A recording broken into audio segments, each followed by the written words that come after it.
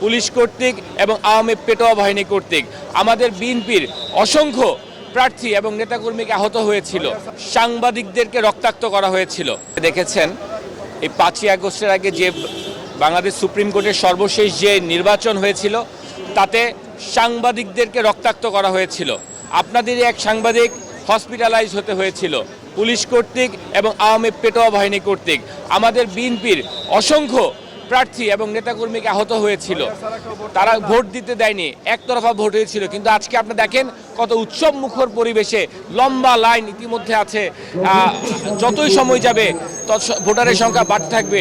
এখন আপনারা জানেন 10:30টায় ভোট আওয়ার, যত সময় যাবে সময়ের সাথে বাড়তে থাকবে। ইতিমধ্যে 64 ডিস্ট্রিক্ট থেকে যারা সুপ্রিম কোর্ট বারের মেম্বার তারা এসেছেন, তারা ইতিমধ্যে তাদের ভোট প্রয়োগ করবেন। ধন্যবাদ সবাই।